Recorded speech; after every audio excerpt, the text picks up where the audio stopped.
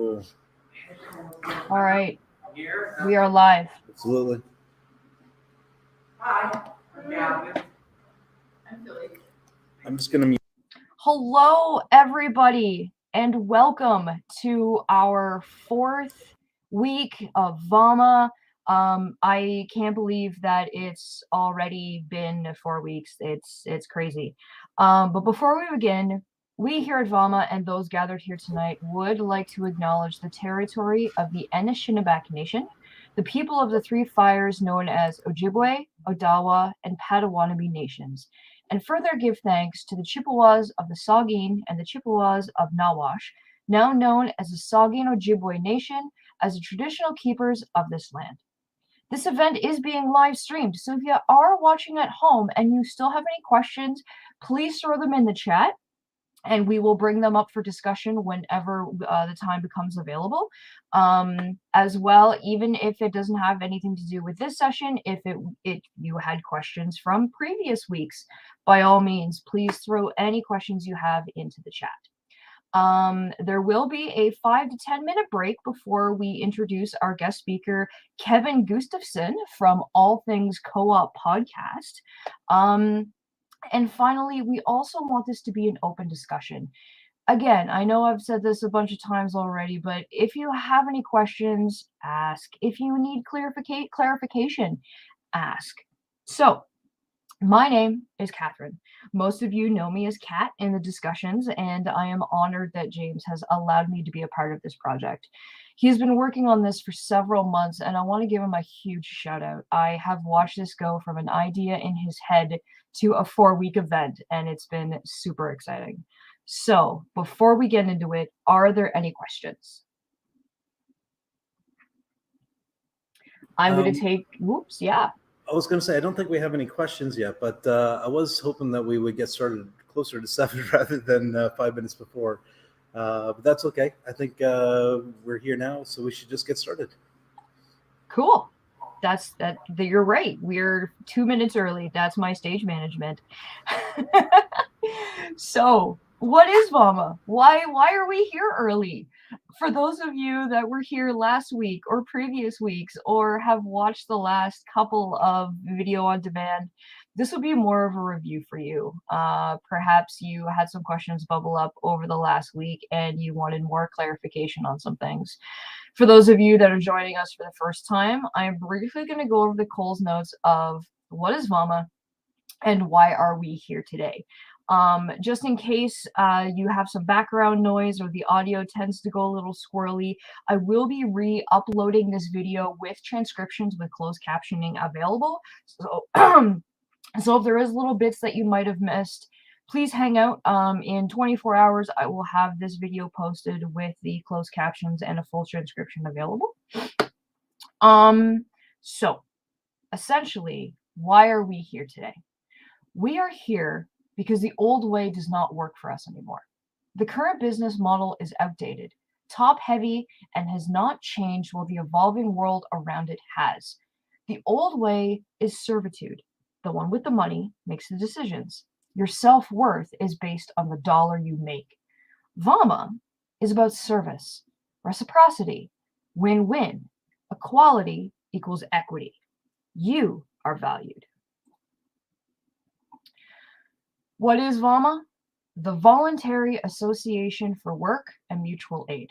No one is forcing you to be here. You chose to be here because you want change. You do not like the way current society is running, and you want to make a difference in your life, as well as support the cause to help others.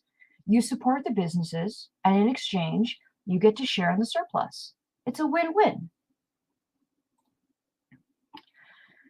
So just like any business, there are foundations, cornerstones that make a successful co-op. There are 4 top cornerstones that VAWMA strive to make. Most importantly, we are mutual aid. We help one another. Utilizing meetings, just like this one, we open the floor for those that are in need. We discuss who can help who. If we can't get the help in the immediate, we look for solutions together, collectively. If you have a problem, you bring it to the table. If the immediate circle can't help, we bring it to the bigger circle. If we still cannot help, then we put the word out to neighboring co-ops and see if there's a solution there. Ultimately, we help one another. We are a union. We are a collective that agrees on all fronts on how our collective is run. You have a voice. Your opinion matters. If you do not agree with how something is running or being handled, speak up. As a collective, we are here together to cooperate and make a difference. Equality equals equity. We are a co-op incubator. Do you have a dream that you want realized? Have you always wanted to run your own business but never had the capital, the encouragement, or the support to do it? This is it. Bring your ideas to the table. Let us help you with the tools and resources to realize your goal. VAWMA is an umbrella corp. Under the heading of VAWMA, you have the individual businesses, and within that corporation, you are able to celebrate in the wins of the business that you support. You are able to reinvest in those business, or you can cash out at the end of the year. So what's our mission statement? What if there was an alternative to being a wage slave? That is what VAWMA is for, to give each member a living wage, control over their schedule, as well as to share in the surplus of businesses that they help support and run. If you don't agree with the way things are working, change it. If you think you have a set of skills or a business that would help others, if you wanted to start your own business and realize the dream of working for yourself and not the man, VAWMA is the starting spot. People are our bottom line. So what's a corporation? What is the difference between a co-op run business and a cooperative business? In a word, structure. Today's business flow looks like a hierarchy. The owner lives off the profits and the benefits of the business. The manager manages the checks and the balances of business, and based on the profit, gets a bonus for bringing in more profit. The supervisor, the illusionary position of management where they're paid hourly, sometimes salary, in order to make sure the rest of the workers are doing their job. And finally, you have the workers, scheduled for X number of hours per week in order to fulfill the needed shifts. With the VAWMA business flow, there are noticeable changes to this structure. Every member of VAWMA is an owner of the business. Managers are ultimately responsible for the profit and loss, the cost to sell for each business, but these people are also elected by the board of directors as well as the collective VAWMA members. The workers are the same level as supervisors. If an assistant is needed, then supervisors can support the managers in keeping up with the daily tasks. Workers are able to choose the hours they work, the amount of shifts they work, and are paid a living wage that is agreed upon by the collective. Workers and supervisors and managers are all on the same playing field when it comes to deciding the living wage and what hours are going to be run. So, I understand that that was a lot of information that I threw at you at one time. And I want to take the next few minutes just to unpack anything that you might not understand or clarify or review. If you've had any questions from previous weeks or previous VODs that you're like, hey, I had a question on how the mutual aid works and how that is supposed to run, throw it at us. Let's get the discussion going. What questions do you guys have? Okay, doesn't look like we have any questions in the chat so far. Nope, I am also seeing no questions on the live chat. So at this point, I am going to say thank you for your time this evening, and I'm going to hand things over to James now, and he's going to continue the discussion about the co-op businesses and how they are structured in a far greater detail. Senor James. Thank you very much, Kat. And I would just like to say hello and welcome to everybody joining us online and to everybody who's here. Thank you for showing up, guys. I appreciate it. And just a very hello and fun welcome from the budding rural metropolis of Owen Sound, located in the northern half of southwestern Ontario. We're streaming at you live tonight from the Owen Sound Hub, which is located on the eastern half of Owen Sound. Tonight we're going to be discussing a couple of things. Let's see here. Let's pull up my share screen. So we are, as has been said already, the Voluntary Association for Work and Mutual Aid. And tonight we're presenting a cooperative community, a proposal. And so what is VAWMA? Just a quick recap. We are a mutual aid network. We are basically a group of friends coming together to check in with each other, make sure everybody's okay. And once we've made sure everybody's okay, we go on and check and make sure that our community is okay. And once we've made sure that our community is okay, we recognize that we are a union. We are a group of laborers bringing together our primary resource of generating wealth, which is our labor, whether it's skilled labor or manual labor. Whatever it is, it's our time and our effort that we put in our workplaces that ends up generating the wealth that we make. And so we recognize that our labor is our primary resource, and so we are going to pool our labor together as a collective to decide together what it is that we do, when it is that we do it, how it is that we do it, and what it is we do with what it is that we produce. Which brings us to the cooperative incubator. A cooperative business incubator is basically what we're going to become as we come together with our to pool our labor. We're going to create business places that hire us at a living wage and give us control over our schedules in ways that we don't at traditional businesses. And as we get more and more businesses up and running under the VAWMA corporation, we'll become something like an umbrella company or a holding company. I'm not too sure quite yet which language to use to describe what we are, but what we are is a community of businesses that are working together with the members therein in order to help make our community better, to prevent the extraction of wealth out of our local economies and keep them in our local economy as much as possible.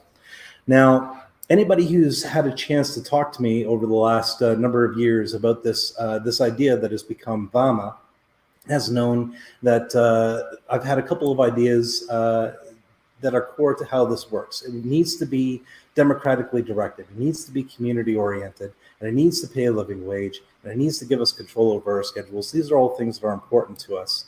And part of the ways that we were going to do this is by using what was called the PIP system. The PIP system is known as Partners in Surplus. And the reason why we went with PIP instead of the other acronym is because the other acronym is a little vulgar. But we ran into a couple of snags. The PIP system was originally going to be designed to allow us to divvy up the surplus based on the amount of work that you put into it, any time you paid a membership due, or any time that you referred a customer to our business or bought something within our cooperative network, you would get a PIP. And that PIP would be a slice of the surplus. Well, we ran into a problem, and as we were getting feedback from these events, when one of the first things that we noticed is that the PIP system has never been tried before amongst the multitude of different cooperative businesses that are out there. So whenever they went to try and figure out what to do with the surplus, they never did what the PIP system was trying to do. So that was my first clue that perhaps it wasn't going to necessarily work like that. And then following up, we, as a result of these meetings that we've been having here on Monday, I got some feedback from a couple of different people, which led me to pursuing reading of different bylaws of existing cooperatives, as well as reading the laws in the books of Ontario and Canada to figure out what we can and cannot do. And it turns out the PIP system doesn't exactly fit within the current legal code with regards to what they call patronage. And patronage is just a fancy way of saying paying out the profit to the people who helped make the profit. And it's another way of talking about if it was a traditional business, these would be the dividend shares that are paid out to the investors. So we learn, we evolve, and we become better.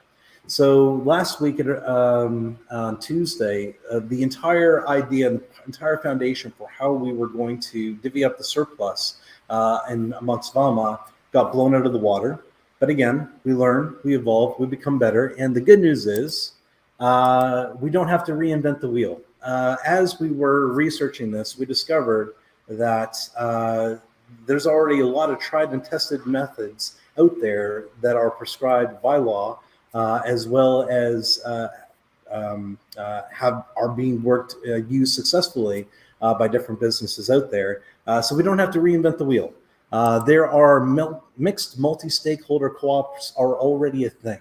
What is a mixed multi-stakeholder co-op? Well, that's what we hope to be at VAWMA. And it's basically understanding that there are two kinds of members that we have, worker members and consumer members. And the distinction between the two is how patronage is calculated. The important thing to remember is that patronage is what we pay out of the profits, is what we pay out to our members. And if you're a working member, the patronage is based on the hours that you have worked at one of our cooperatives. If you're a customer, if you're a consumer, and you're a member of VAWMA, then the amount of patronage is calculated based on the amount of money that you spent with us. Kind of makes sense? Shop at our stores as a VAWMA member, you get money back. It's kind of a little bit like the Mountain Equipment Co-op, if anyone has ever been a part of that before. And so the important thing to remember here is that as much as the PIP system was a way and a method of allowing for us to democratically direct the surplus that we made within our businesses, the good news is that we now have a new way of a more tested and true way of directing the surplus through our members. So tonight we're just going to do a little bit of a recap of what we've gone through in the past three events, and just view them through the lens of this new system of how we do things, and not much has changed. So when we go looking at mutual aid, we still are a bunch of people coming together to just check in on each other. The basic idea being that we come together twice a month, first week and third week, and on these times when we get together, we just check in with each other, make sure everybody's good, and we go around circles, of 5 or 6 people at a time. And as we go around, we just check in and say, is everybody okay? And if everybody's okay, then we move on to the next person. And inevitably, I expect we'll come across somebody who might need a hand. And then that happens, we as a community basically say, well, okay, you need a hand, I can help out. And this is, of course, designed to help build community. Once we've gone around our circles and made sure that everybody's doing good, everybody's okay, we then break out the deck of cards, break out our guitars, break out the cribbage boards, break out a hot plate, have a potluck, and just have a good time together, celebrating each other's existence and coming together and forming a bit of community. And as we do that, we also commit to helping each other out. As we commit to helping each other out, just checking in and making sure that everybody's doing okay, we also commit to making sure that we're in a place to help out our community as community needs are identified. So in this case, I'm thinking like, we go get go to St. John's Ambulance and get our first aid, CPR sort of thing. Be ready to be prepared to help out in the event of disasters. Start up a phone network of people that have different skills that are able to help out in various times, or basically just showing up and helping out, volunteering in soup kitchens. We had a member of our group this past week was doing a clothing swap, or not a clothing swap, a toy swap in anticipation of Christmas and stuff. Being able to have members that are willing to come and be a part of that, I think is our goal and our vision for what we're trying to do. And losing the PIP system doesn't change any of that, so that's fine. So we move on because we can help. The next aspect, of course, of what we do is cooperative businesses. And this is where we start. It's very similar to before. We start with somebody who has an idea for a business.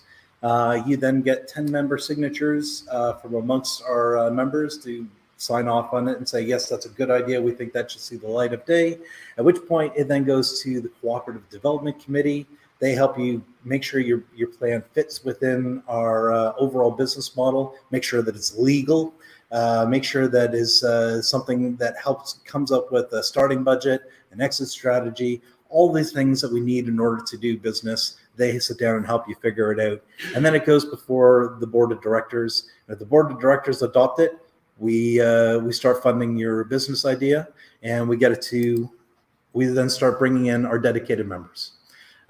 So these are all members of the Voluntary Association for Work and Mutual Aid. These are all VAWMA members, and they are buying into your business vision, and they are going to do it. And the buy-in is based on the starting budget, which is then split between all these different members and paid out over time. So we don't have to be on the hook for thousands of dollars to get started. We'll only be on the hook for maybe $100 a month, maybe a little bit more, maybe a little bit less, depends on the business, depends on how much it is to get started. But once we have our members, they form the Workers' Council that will then decide what it is or how that business is implemented and run. And then we do it. We start the local co-op. And the dedicated members will then become the working members of the cooperative. And as they work at the co-op, they will get hours, which will then determine how much of the money, the surplus that we produce, the profits that we produce, based on the hours that they work, that will determine their slice of the profits or the surplus there. We also have our customers, of course, that are coming in and buying at our local co-op. That's the whole point. We're here to do business, to meet a community need, and to make a bit of money in the process. And as we're doing that, we're going to have two sets of customers. We're going to have customers that are members of VAWMA. And as they come and they buy at our local cooperative, they will get patronage at the end of the year based on how much they spend. We also have other customers, non-members, and that's fine. Their money is as good as ours, good as anybody else's at our establishment. They're more than welcome to come to where we are selling stuff. The only difference is at the end of the year, if we make a surplus, they don't get to share in it. Pretty straightforward.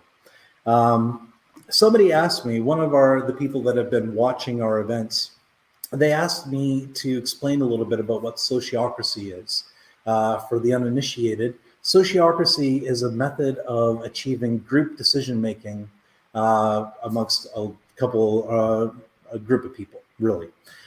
So when we have sociocracy, we talk about it in terms of circles, where everybody, kind of like Arthur's Round Table, no one person is kind of at the head, no one person is the dictator. So everybody has a chance and everybody has a say. Everybody has a moment who's a part of the circle where they get to speak, where they get to have a say in what it is that's going on. So in the example of our cooperatives, we're going to have times when the cooperative needs to decide what it is that they're going to do and how it is that they're going to do it. They're going to need to decide on policy.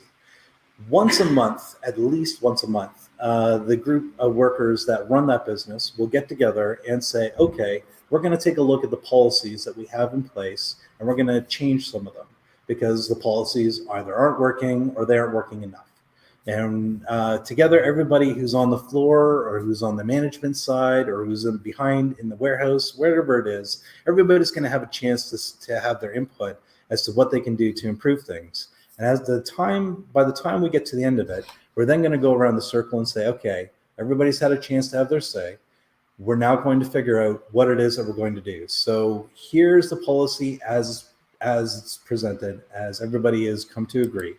So we have one person agree, another person consents, but inevitably, as does happen, somebody objects. And when that happens, if their objection is valid, then we stop. We say, okay, what if we resolve your objection? What if we address what it is that you're having a problem with? And if we can address what it is that they're objecting to, then we can get to a point where that works and we move forward. And that's kind of sociocracy in a nutshell. Just remember, it's consensus-based group decision-making. And the point of sociocracy isn't to achieve the most perfect plan in the moment. The goal is to get to something that works and is safe enough to try. So the questions are, when we're approaching sociocracy and the questions of what we're doing and how we're doing it, the questions we're looking to answer is it good enough for now? Not perfect. Is it good enough for now? And is it safe enough to try? If it's safe enough to try and it's good enough for now and everybody's on the same page, we do it. And that's sociocracy. Which brings us to the other aspect of what it is that we talked about last week, and that is how we do businesses together. Unlike in the traditional world out there, where if you go into business for yourself, you're basically on the hook for looking after everything yourself. You're making sure that if your business is successful, you're competing against other people's businesses. In our way of doing things, though, we do things a little bit differently. Every business that's a part of our network helps each other out. So in our example here, we've got 3 different possible businesses that are operating under the VAWMA banner. We've got the retail cooperative, we've got an industrial cooperative, they make doohickeys, and we've got a farming cooperative, they grow stuff. And our retail cooperative, our industrial cooperative, and our farm cooperative all have monthly budget goals based on the people that they have working there and based on their operating costs, what they need to buy in order to sell, that sort of thing.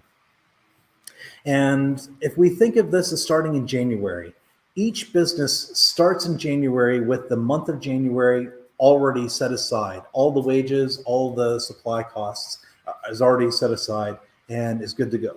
So day 1 in January 1st, we're starting to save up money for the first month of February.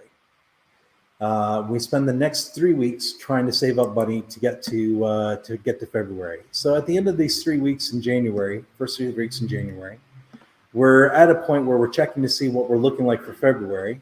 The retail co-op is looking good, the industrial co-op is looking good, but the farm is going slow. Its revenues are just not adding up. So they don't have enough money for their February budget going into February. That's okay, because our businesses are going to come alongside and they are going to work together to help top up the farm cooperative with the extra that they're making in order to make sure that the farm cooperative is ready for February by the time February hits. Okay, so now we're going to spend the next couple of weeks saving up for March. And just like before, some businesses are doing well, some businesses are doing not so well. In this case, the retail cooperative over the next couple of weeks in January and February went really slow.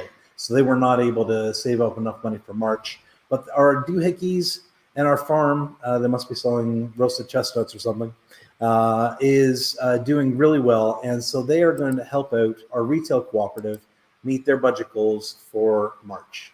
And then, of course, once we've got March sorted out, we then need to look after April, and which is the beginning of the next quarter.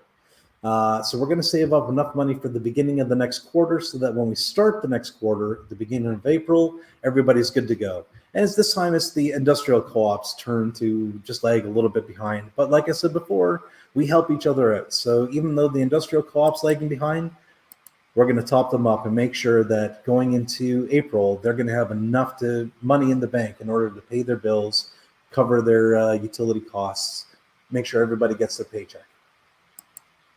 So once we do that, we're now looking at a couple of weeks left in the quarter where everything we make is now surplus. This is the profit.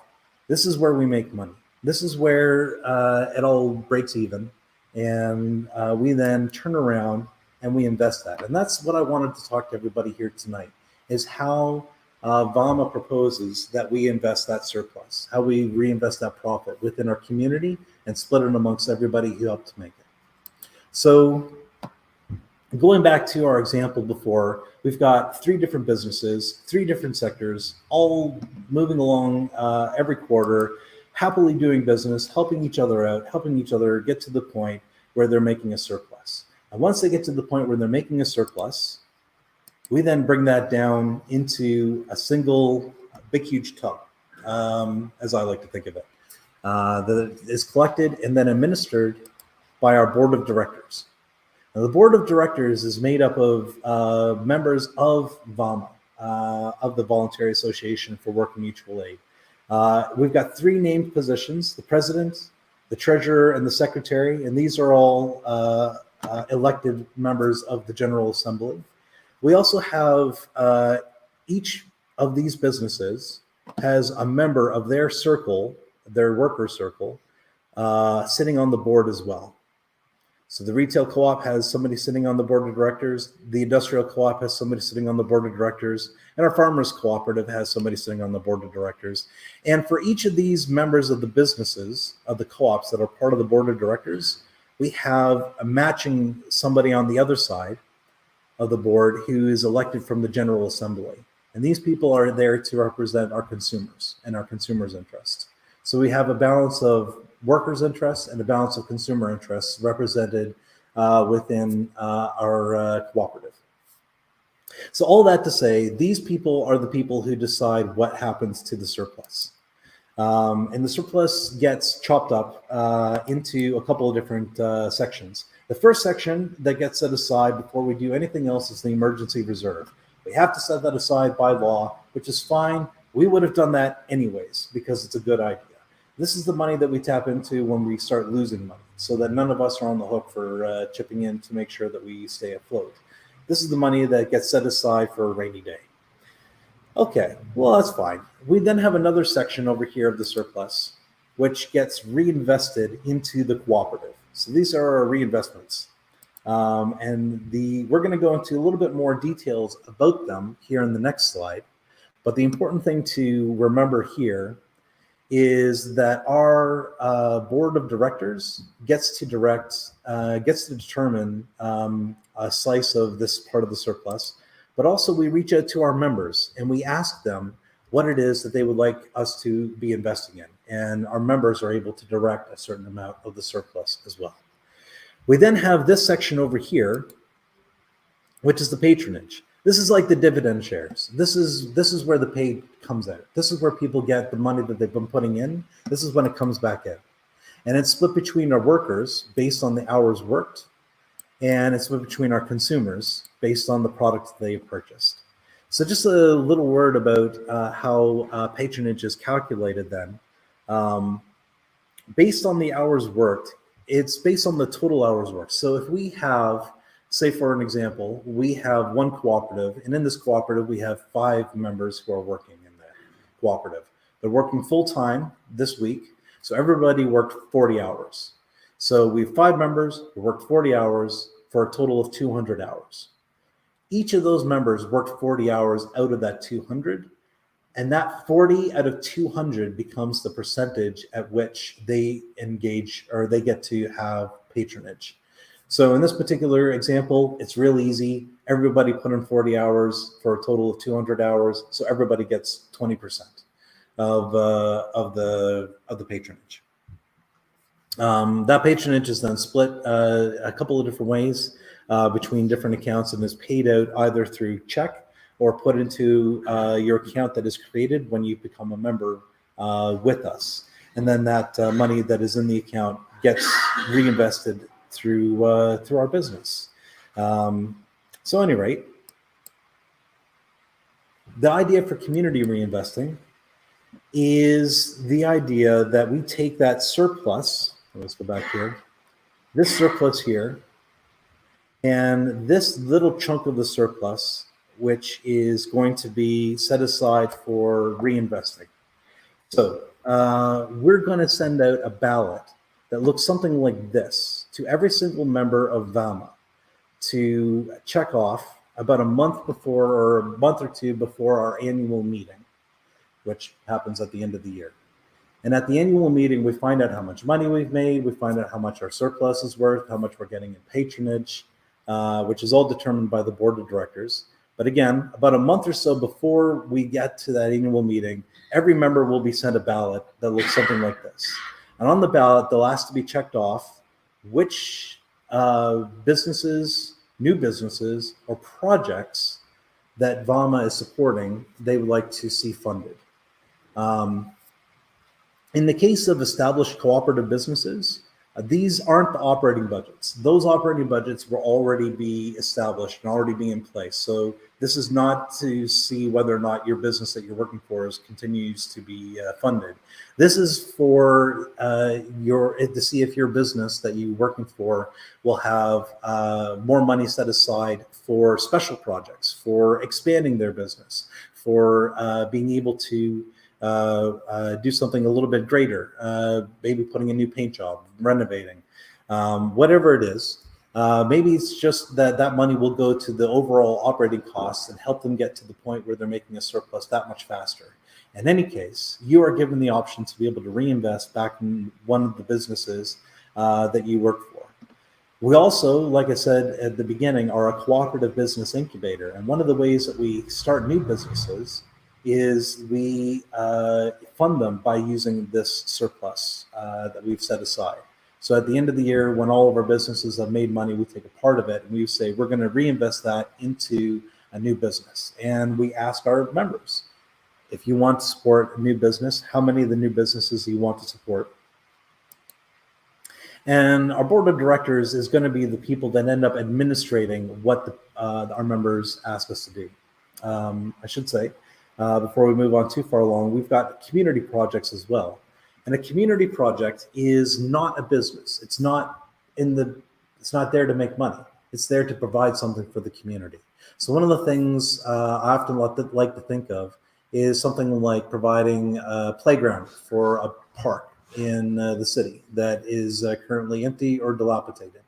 That is something we could do as a VAWMA community. We can say we want to set some money aside to be put into a park in the community.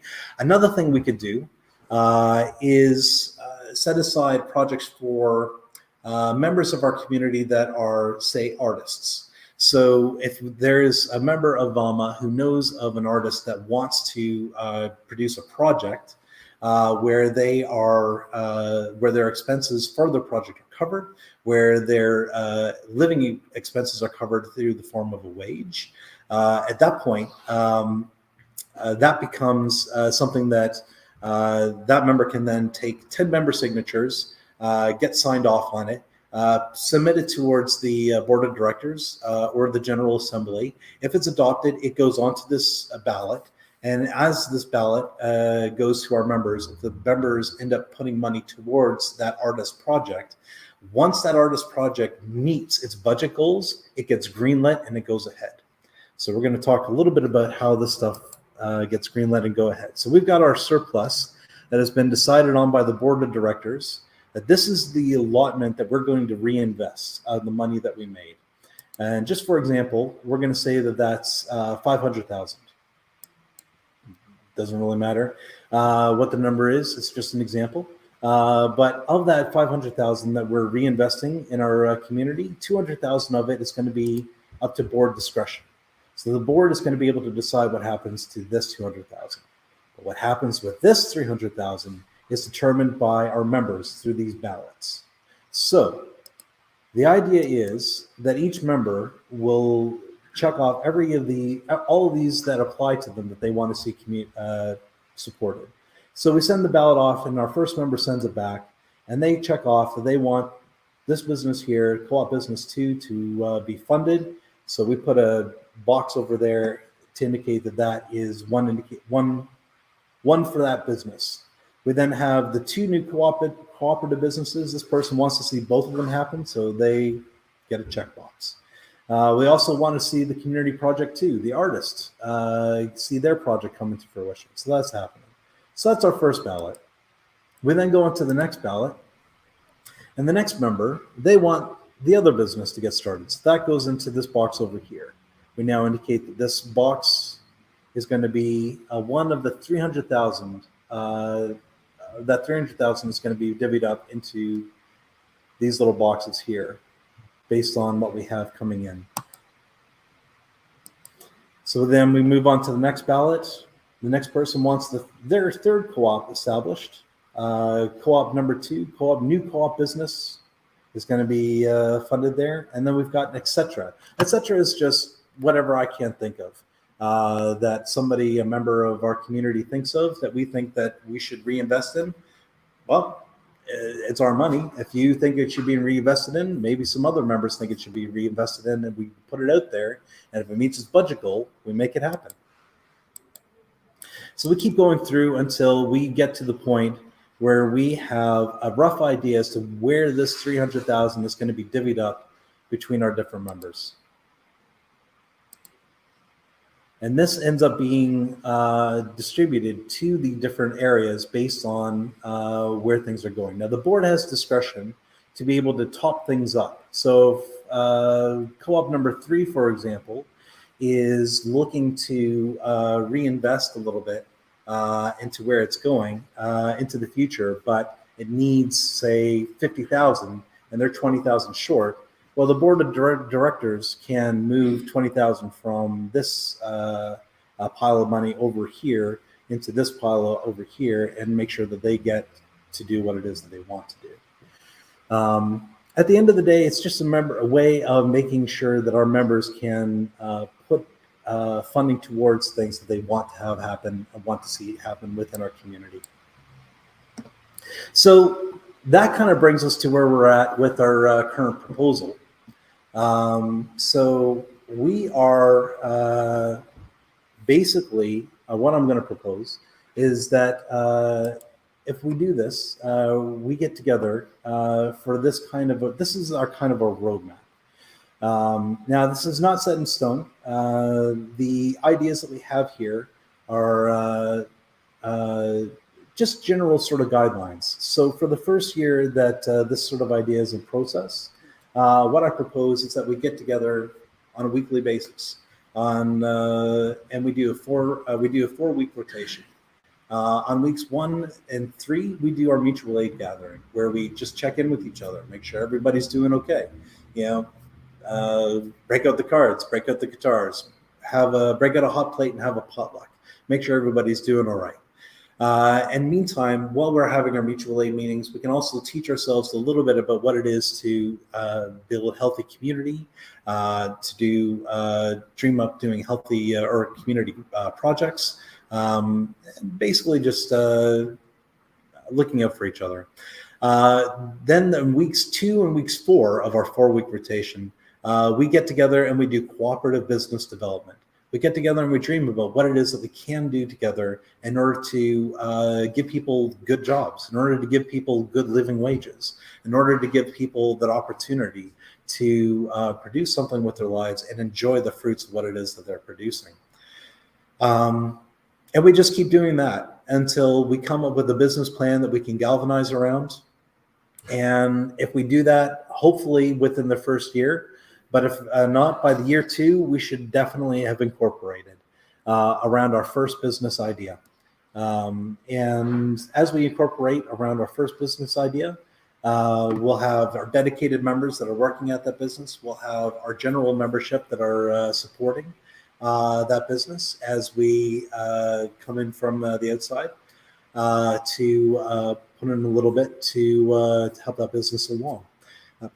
As we move along and as we incorporate and get our first business off the ground and everybody is doing their best to support that business, we then, by the time we get to year 3, we should be looking at starting our second business and as well as co-developing benefit businesses. So one of the things that I would love for us to be able to do as we take off and as we start making money is reinvesting that money into things like childcare, into things like dental programs, medical programs, optical programs, group insurance programs, and offsetting the cost of those by using the surplus that we generate so that it's affordable for everybody who's a part of our network. And so just thinking about that as well, if we can come up with business plans that provide a benefit to everybody that's doing things, we don't even necessarily need to have that business make money if we're able to offset what that business is doing through the other businesses that are making money. And again, I'm thinking about running childcare, not necessarily for profit, but for the service of watching our kids while we're at work, whether or not we make money and watching our kids. That having been said, by the time we get to year 4, we'll hopefully have started our third business. And we will be centralizing things like bookkeeping and accounting. But at that point, we might start looking at getting a human resources / member services department up and going so that we have people that are there to make sure that our members are getting what it is that they're buying into. And then by the time we get to year 5, we're starting up our 4th, 5th, 6th businesses. And hopefully we're creating a network of businesses that are all looking out for each other and all helping each other to survive, not just survive, but to thrive. So that's about it. We started a little bit early, so we started about 10 minutes early, so I'm about 10 minutes ahead of where I was planning on being at this point in the presentation. So I would just like to open up and ask if anybody has any questions about what we've covered so far. I know it's always awkward when the questions are out there. Is there any way that we can minimize the pitfall that I see in this? Yes. Is either the money is becoming very great in the savings account, Mhm. or we are having a financial collapse in a major portion. Right. So What can we do up front to minimize the chaos that happens in either of those scenarios? well, if I understand. Either one of those scenarios are a big challenge. Potentially, this is the end of the world. Right. If I understand your concern correctly, and I might not, so feel free to correct me if I'm not understanding it. But as we make money, or if we don't make money, what do we do when we run into that, right? So in the event that we make money, we're doing our best to spell out ahead of time what it is that we're going to do when we make money, so that nobody is surprised. We want everybody to be aware that when we make money, like 10% of it has to go to forced savings. We set that aside for the rainy day. Maybe it's more than that, maybe it's less than that. There's a legal amount that we have to set aside. Okay. Then we have the rest of the money that we make, if we make any money, that gets set aside, that is then split between money we pay out to us, the patronage, and money that we reinvest within the cooperative, which is what we just kind of went over in the example there. The board of directors gets to decide how big these two chunks are. So the board of directors gets to decide how much is paid out in patronage and how much is reinvested. So in the early years, when we're still starting up and we aren't necessarily making money, then at that point, the patronage section will probably be smaller than our reinvestment section. We're probably going to be trying to reinvest more money in our business at the beginning than we pay ourselves out at the beginning, which is fine.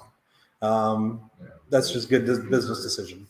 As you reinvest, you are getting your businesses financially viable.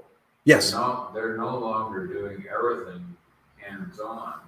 Sometimes they are mechanizing something within their business because they have the fund to draw on. Yeah. And when they mechanize within that business, it's being driven by the workers that are doing it, and they get to reap the benefits of that mechanization, which is nice, which is different. You know, normally when things get mechanized, we get fired. That's right. Yeah. In our system, we mechanize. In this system, So we've never had this low an unemployment rate in our history. We have the lowest ever. We're screaming for bodies. This idea that mechanization or robotics is putting people out of work right now is completely absurd, because every employer is screaming for That's just work. looking at today. Yeah, I know, Oh, yeah. but Down the road, the economy can do this.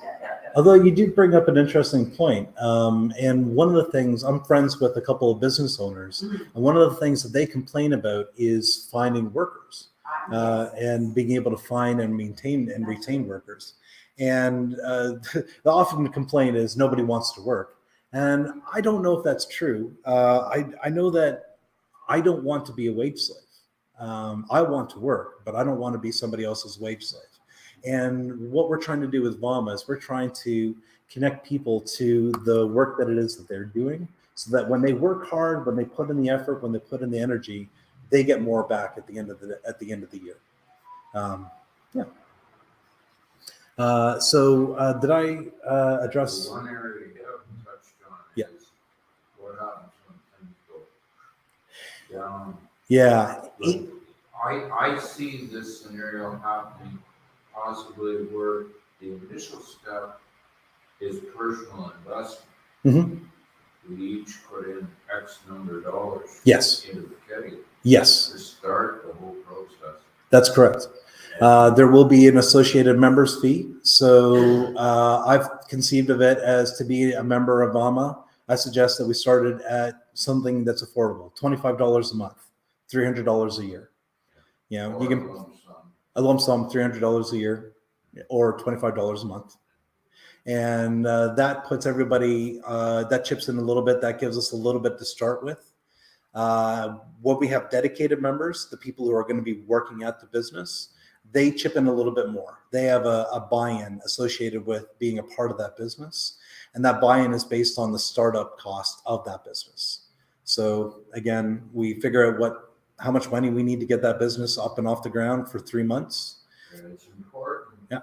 for everybody to feel that they are really part of this. It isn't like when the nosedive happens, we all run to the door because we each feel, well, we're really not part of this. Mm-hmm. We're just out of cash for the necessities of life. Right. And that is very close to where we are with going concerns right now. True. People feel very isolated when things fall apart. Yeah. Yeah. And I guess our goal with VAWMA is to, like, we're already working. We're already doing the jobs. We've proved that we can go to work. We've proved that we can do it. We just need to start doing it for ourselves now, rather than for the Waltons or for Jeffrey Bezos. And Loblaws, yeah. It'd be interesting to see if we could create and carve out an alternative to these different resource or wealth extraction businesses that pull money out of our local economies and send them down to Bay Street or Wall Street or wherever it is that they send them, meanwhile giving us back minimum wage. Well, this way we're going to be giving everybody a living wage, and we're going to be all committed to making sure that these businesses float as best as they can.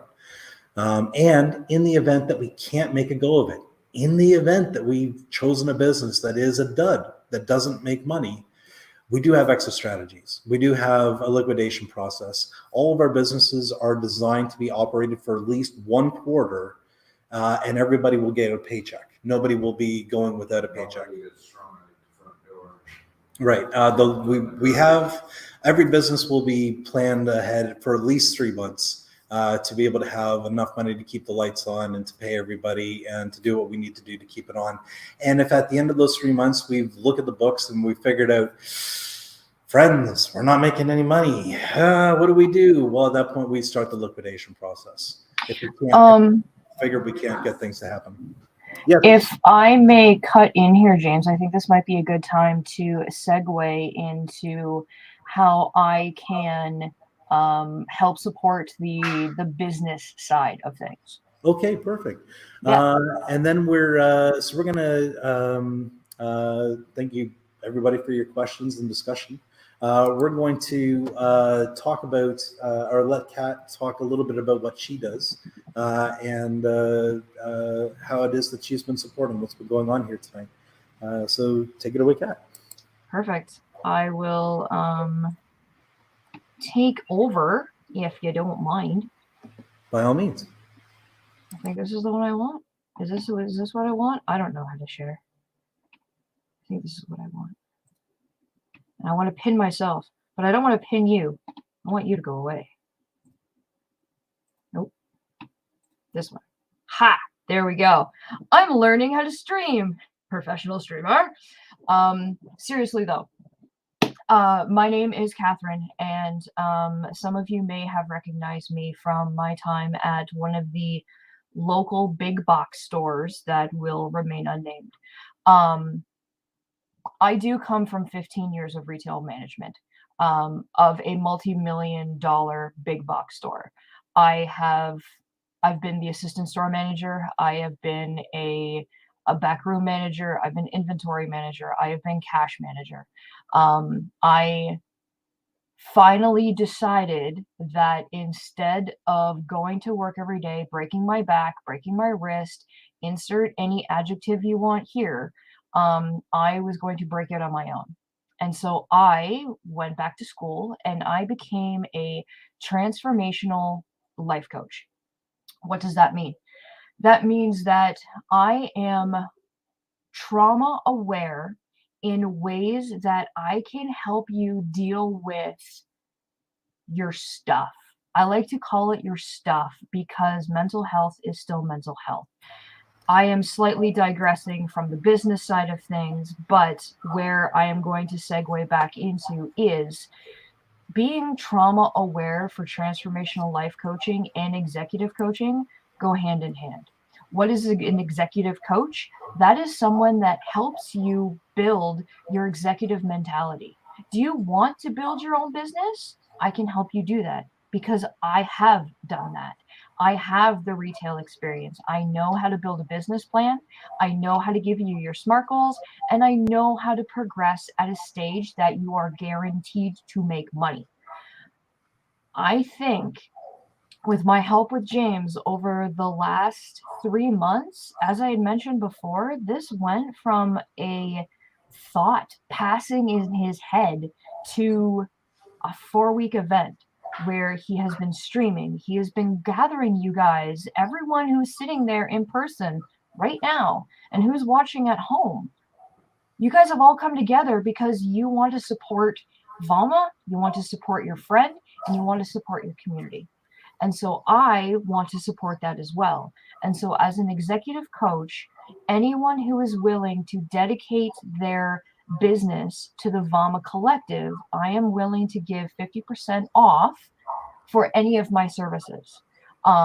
Because I want to see you succeed. I want to see you have that business that you've always wanted to do. If you wanted to have Tasty Treats Bakery, this is your chance to do it. And this is the perfect time to do it because we have the mindset of we are done. So, with that being said, with all due respect, I am going to pass it over to James so he can shout us out to the 5-minute break before we bring in our guest speaker, Kevin. Okay, thank you. We're going to take just a quick, 2 to 5 minute break. Let you stretch your legs, use the washroom, smoke them if you got them. And then we're going to come back. We're going to have Kevin Gustafson come and speak to us a little bit about what he does with the All Things Co-op podcast, and as well as his insights into cooperative way of doing things. So just like to say thank you, everybody, once again for coming, and please don't go too far. We'll be right back in about 2 to 5 minutes.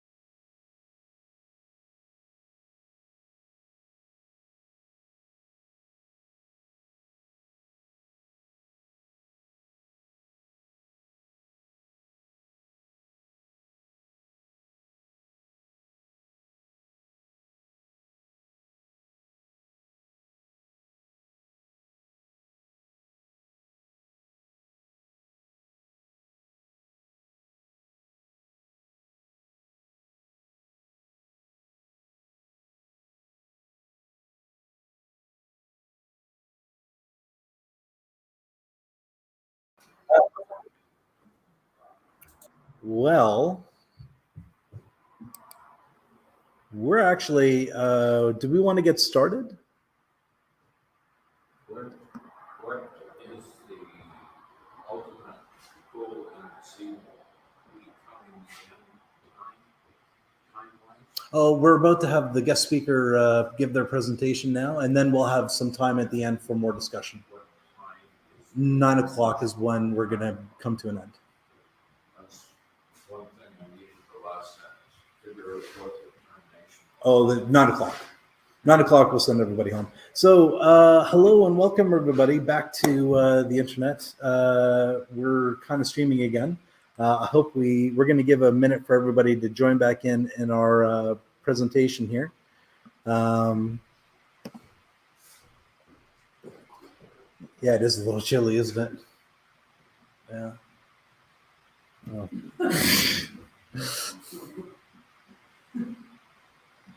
No, that's fine. I would just like to take a moment to introduce our guest speaker for tonight. Kevin Gustafson is the host of All Things Podcast, or All Things Co-op, a podcast about cooperatives, hosted through the Democracy at Work Foundation.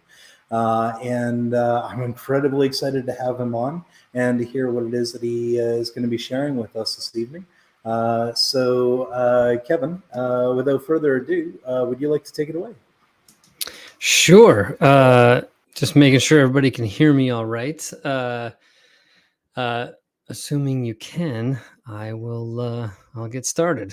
So, my favorite introduction to any kind of talk is based on what I used to hear from one of my intellectual idols, not so much political, depending on how you see it, Christopher Hitchens, which is brothers, sisters, comrades, friends. Thanks, James and the team at VAWMA for inviting me to speak here today. It's an honor to be part of the conversation, and I want to talk to you tonight about my work in the field, which is mostly hosting the bi-weekly podcast produced by Richard Wolf's Democracy at Work called All Things Co-op. And to give a little bit, I think in some ways in my perspective about what I've learned through the course of the conversations that I've had on that podcast.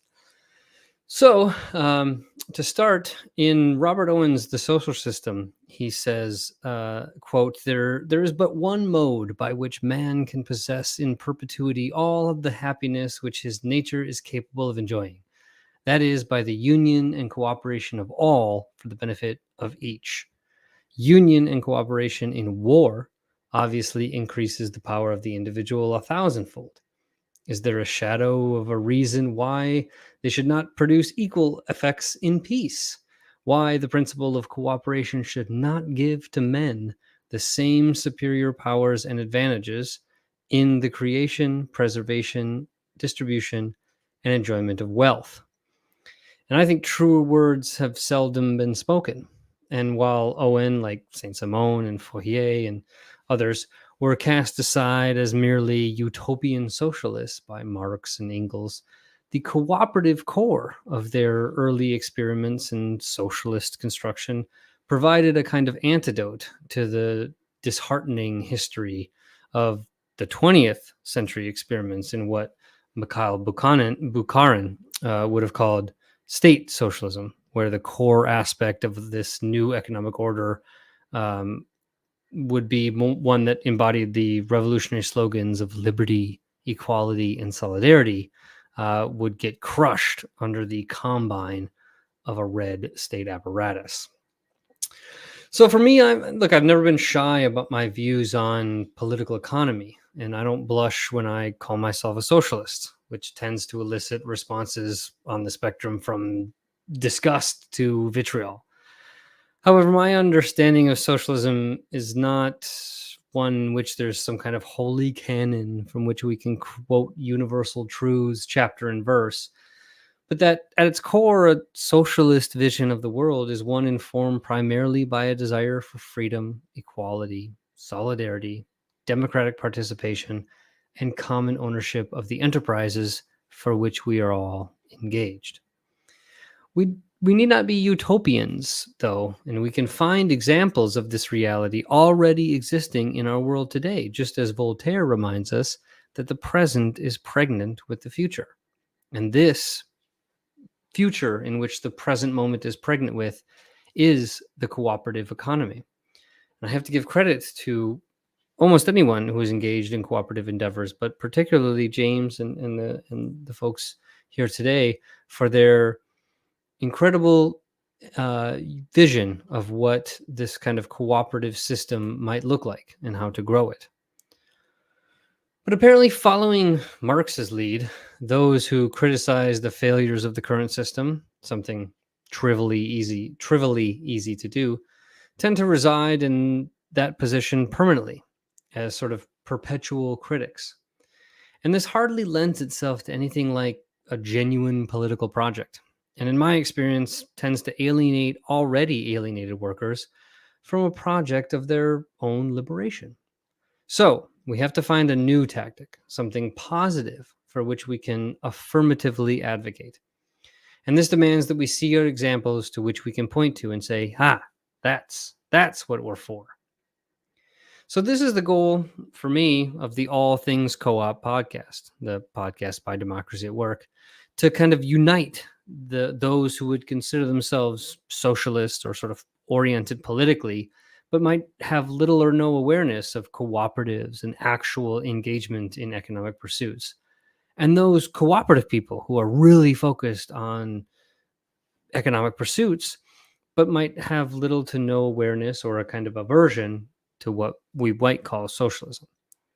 So as the co-host of the podcast with my comrades Larry Fenster and Chinar Achin, we try to bring these two groups closer together through insightful conversations with various actors in the cooperative space to understand the kind of day-to-day and real challenges and rewards of cooperative engagement, or maybe just to talk amongst ourselves, where we try to connect the threads between leftist theory and cooperative reality. And so this, you could say, is our praxis. So overall, I've learned that the current situation demands a kind of tripartite approach. First is the education and sort of education and awareness raising, which is the point of the All Things Co-op podcast. I've been surprised in some ways how little most people know about cooperatives, how they work, how they're set up, what their goals are, and how they can compete with standard sort of capitalist businesses. So that's our first goal. Our first kind of step is to educate, make people aware of what this cooperative future really, or what cooperatives really are about, how they function, and what they can provide to us today. The second approach is a kind of cooperative development approach, meaning we need to develop cooperatives everywhere, but most importantly in places where the traditional economy fails communities. And I would say that this is mostly in small towns and in rural areas. I do see cooperatives as a major way in which we can develop otherwise left behind communities, which again, I think VAWMA is really potentially slated to be a very important actor. And then lastly, it's the idea is that we need to coordinate these projects together, both the education and the actual sort of engagement in economic endeavors, into a political movement, into a political campaign. I mean, as a fairly dyed-in-the-wool political economist, I find tearing apart the sort of political from the economic to be a sort of fool's errand. There's a nakedly political element to the work of Democracy at Work, and I think to cooperatives generally, because it relies on the cooperative connections and allegiances to bolster a larger political project, to advocate for, at minimum, more for friendly cooperative laws and regulations, and potentially at maximum to reform the economic structure of our entire society such that it is not oriented towards the private ownership of the means of production for the sake of personal profit, but instead cooperative ownership of the means of production for cooperative benefits. So let's talk about the first one, the education. Now, obviously, all things co-op, like I said, is squarely in that first camp. We're about education and, in the Marxist parlance, consciousness raising. We don't really do a lot of political advocacy. Technically, in the U.S., we're a 501c4, which means that we can't, 501c3, which means we can't advocate. That's a different part of our internal revenue tax code. And so our goal is not necessarily to promote candidates or talk about legislation, but really just to raise awareness, which is why we are first and foremost about creating content for public consumption. And so I want to maybe start by just kind of describing how All Things Co-op was able to provide me a sort of education. I came into All Things Co-op feeling like I knew a lot about co-ops. I went to law school. I learned about cooperatives and business organizations, but it wasn't until we really started this project that I was able to connect with different people and learn all the things that I essentially didn't know. So even on the first season of the podcast, we sort of got our sea legs, you might say. We were still audio only podcast. We're now video on YouTube and different things like that. And although I'm immensely proud, it was fairly early on. But we did our first interview with Ben Winter of Pedal People, a worker-owned co-op in Northampton, Massachusetts, that uses bicycles to transport goods and provide services like trash pickup and things like that. Very simple, very sort of down to earth and very local, but was incredible to learn how they started, how they organized, how they bring people in, how they cooperatively and democratically decide what it is that they do with the profits that they make. And it was one of the first introductions of actually talking to somebody in a cooperative about how that all worked. And it was a revelation.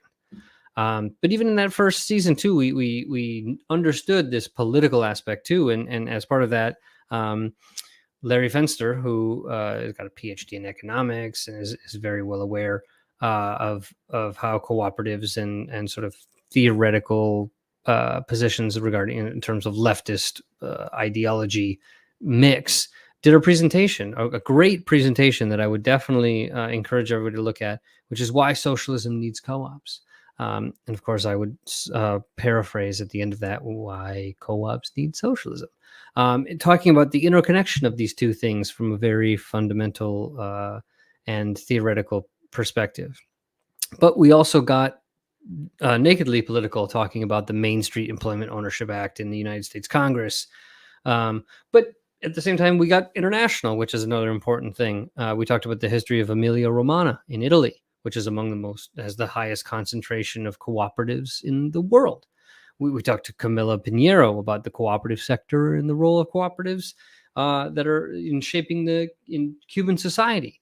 We talked with Peter Gowan of the Democracy Collaborative about a recently published paper on the right to own, meaning if a business is going to close, we should give the workers in that business the right to buy that business and run it as a worker cooperative.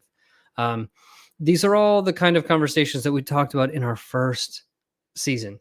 And for me, it was one of those revelatory moments in my life in which I realized all of these things, none of these things are apart. There's no fine line between the education, the political, and the actual on-the-ground work of helping cooperatives start.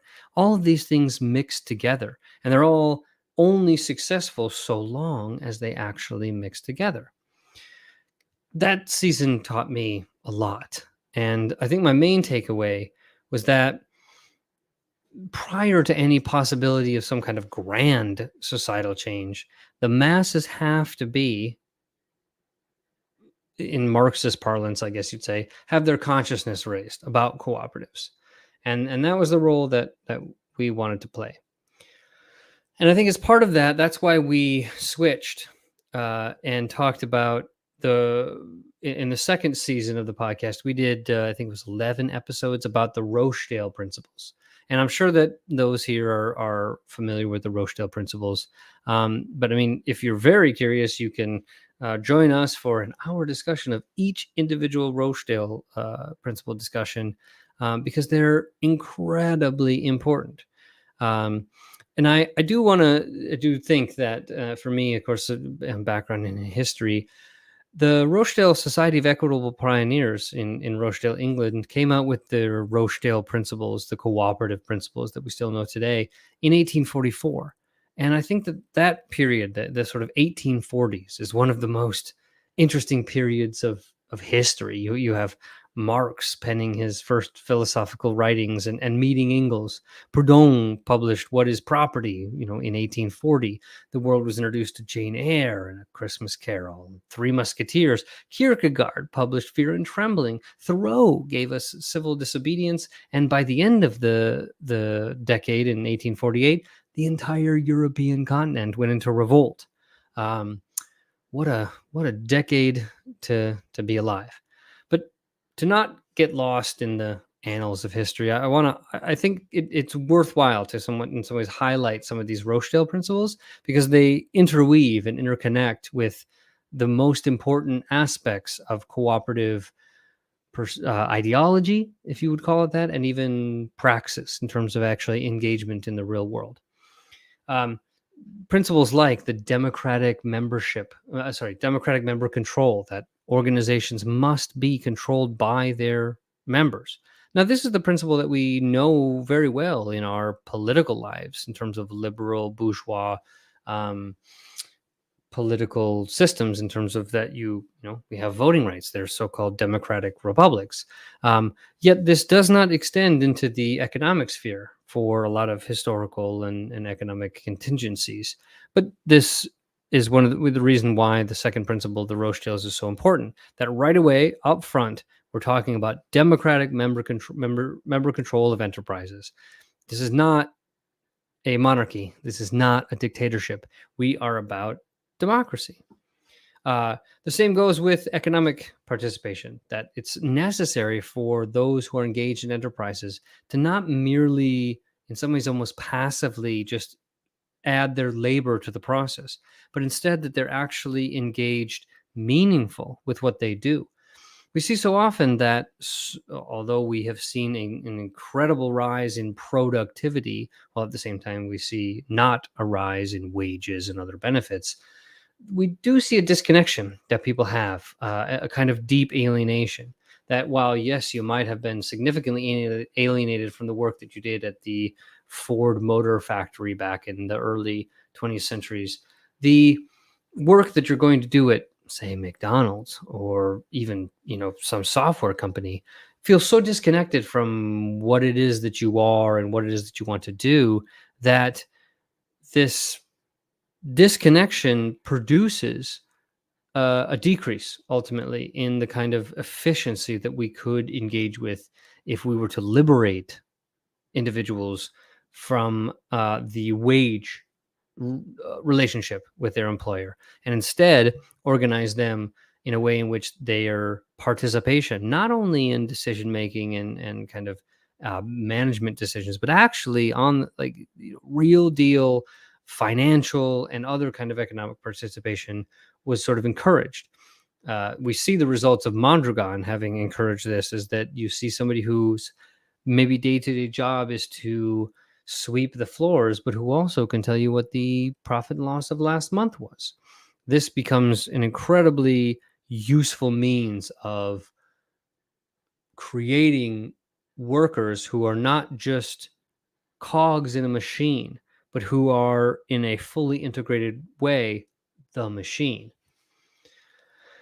But that the other principles like autonomy and independence, education, training, and information, and cooperative among cooperatives, these principles, the idea that the goal of these cooperative entities is not just simply the private pursuit of financial gain. The often criticism from the left of cooperatives, of those sort of state socialists of the Marxist type, would be that they're just another kind of capitalist business and that they're engaged in exploiting themselves. But the Rochdale principles push against this. And they say, no. We are engaged in different kinds of principles. Yes, we might live, we might have to exist in the broader capitalist economy, but that individually inside our organizations and amongst each other, we can operate on different principles. And they do. Principles that cooperatives are autonomous self-help organizations controlled by their members, that they provide education and training to their members so that they can become more fully engaged in the operation of the enterprise, and that most importantly, they work together in order to achieve common goals. The most important common goals to develop the cooperative ecosystem in its entirety. So this theoretical approach, this way of understanding cooperatives and through theory is foundational. It's important to be able to sort of stand on that, to be able to look at the world around us and to say, what is it that we should really do? And on that, to get back to brass tacks, is growing cooperatives. And from the perspective of the All Things Co-op podcast, we realized that as we talked very theoretically in the Rochdale Principles, that we needed to talk about and to people who were engaged in this of really growing cooperatives and building the ecosystem that's necessary to allow them to survive.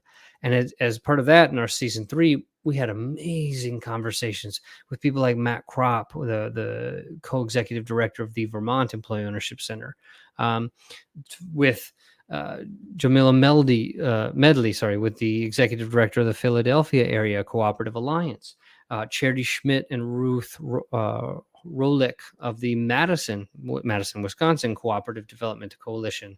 We talked with the U.S. Federation of Worker Cooperatives. We talked to Steve Storkin, the executive director of the Employee Ownership Expansion Network. And in the course of these conversations, it became evident to me that what we need is one, potentially, or maybe a few central organizations to facilitate intercooperative dialogue, the sharing of best practices, and to streamline processes of developing new cooperatives.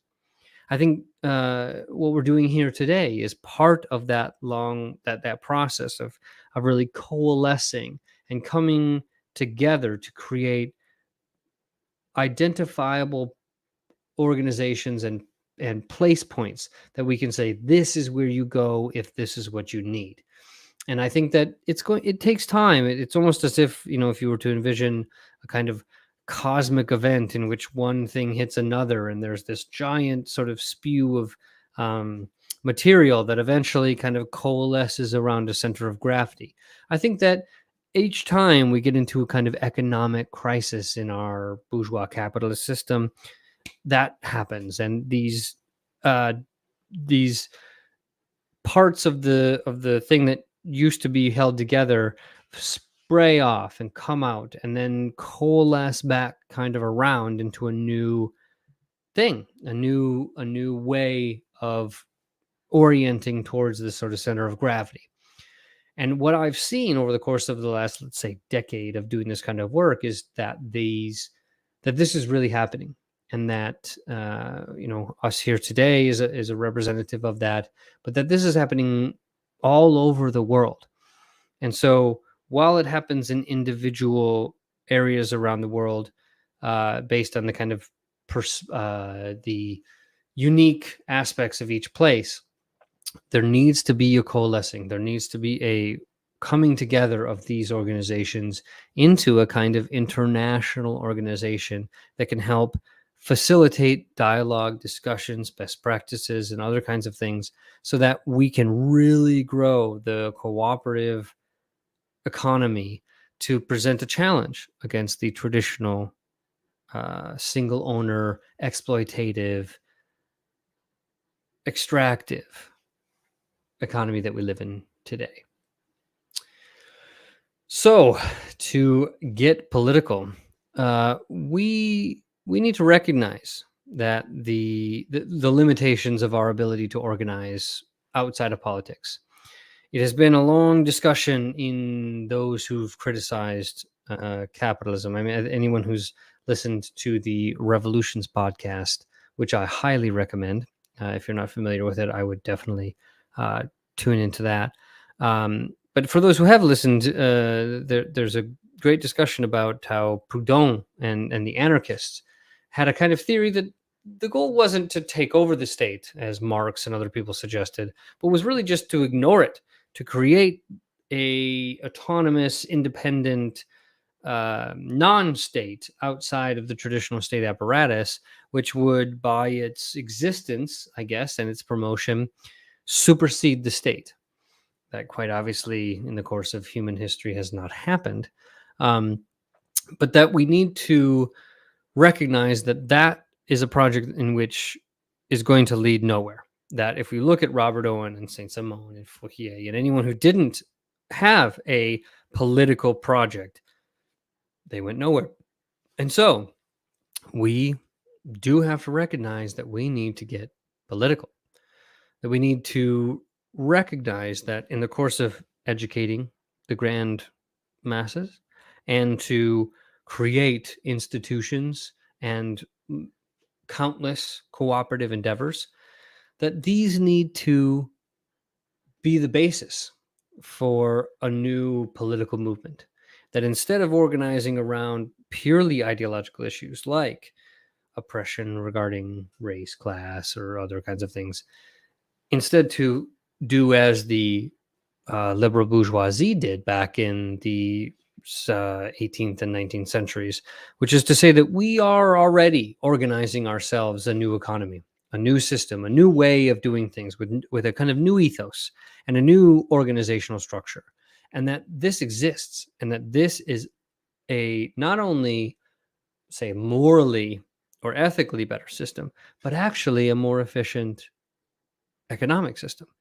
And that it can cut through the fetters of full human flourishing that our current economic paradigm constrains on individuals. So we need to translate what we are growing in terms of our economic power into political power. So we can't be naive. We live in a dictatorship of capital, where the creators of common sense, quote unquote, very much not the common sense of Thomas Paine, seek to limit the discourse and the political policy potentials in our current world. We're told that, any government assistance to cooperatives would be, like other regulations, a limitation on the free market. So be it, I would say. We're not slaves to the free market, but instead we have to advocate for a democratic market with worker-owned and controlled enterprises at the very center of that market. And don't get me wrong, this is no easy task given the prevailing winds in our society today. But rather than succumb to the vicissitudes of a market controlled by Jeff Bezos or Elon Musk or the Thompson family in Canada, we must create an actually functional market where enterprises, democratic at their core, lay the foundation for a new labor republic. And this labor republic can set forth the rules for a new and sustainable economic foundation on which the rest of society, our interactions amongst each other, our ways of political organization, our media, and all other aspects of our society can be founded anew. The lessons that I've explained very quickly today, and I'm really looking forward to hearing questions. Questions are much more interesting than hearing me wax philosophical, which I know I have done. So I want to, give enough time for that. But these lessons do come from years of speaking with all kinds of different actors in the cooperative space, from advocates to actual cooperative, worker owners. And I've listened to the hopes, the dreams, the realizations, and the lessons that those who are engaged in this have learned themselves. Cooperative enterprises, like the capitalist enterprises in the feudal era, are the lighthouses of our time. They shine their light, narrow but bright, towards a future society not oriented towards the ruthless pursuit of profit, but to the full development of all. And to get there, we must first educate ourselves and our friends, neighbors, and coworkers about the possibilities of worker self-directed enterprises. And then we have to build, as VAWMA is doing, the conduits and connections between these enterprises, and then to finally coordinate these hitherto disparate movements into a single force that, like the bourgeois before us, can overtake the entire political economic system and orient it to the values that I believe that I'm confident we all ascribe: liberty, equality, and solidarity. So with that, that's my spiel, and I'm absolutely looking forward to hearing any and all questions that you may have of me. Okay, well, thank you very much, Kevin. I appreciate that. I'm definitely intrigued by some of the things you've been talking about. I'm right there with you with regards to the idea that that we should be focused on like political goals, this idea being like, how do we get people involved? Like really, like how do we get the functioning of our society to support what it is that we're trying to do cooperatively? So I appreciate that. I'm just going to, before I launch in with any questions here, I'm going to see if we have any questions from our group, our chat. Not that I'm seeing so far. Nope, the online chat is pretty quiet right now, but I actually had some questions that I was going to ask Kevin, but I will let you take the floor first, Mr. James. Oh, no, you go ask your questions first. I'm good with that. As we battle over the guest speaker. So first off, thank you again, Kevin, for taking the time to hang out with us today. It's super exciting to hear all of the different lessons that you learned, in all honesty, like coming into this thinking like, I know the things. Oh, you don't know what you don't know, right? And so suddenly you're like, oh no, I did not know the things. So my first question is, in your experience with all of the different conversations that you've had, what has been the same consistent point that each co-op has struggled with? Has it been, what's that first business? Has it been, there's always that one guy? What's the consistent limbo bar? I don't know. I don't want to call it a roadblock, but you know what I'm saying. I think that for those that I've talked to, there is not a dearth of, I think, interest in cooperatives, or a kind of even what you might call an entrepreneurial ethos amongst people who also have a kind of solidarity perspective, who want to combine those two things in a cooperative enterprise. For me, I think there are kind of two commingled barriers or frustrations or things that people really run into, and it's really the nuts and bolts aspects. A lot of people have really good ideas about cooperatives, and there's a lot of studies about or a lot of people who are interested in like the bylaws and how decisions should be made and are experimental about that, which is good. And I think that that's one really important thing about cooperative enterprises. What is much less known is where the money comes from, and how do you actually start the business, and luckily, well, not luckily, I think that there is also a dearth of professionals, I would count myself among them, who know about these things. I mean, I went to law school in the US, and I took a business administration course specifically to learn how businesses are structured and all these kinds of things.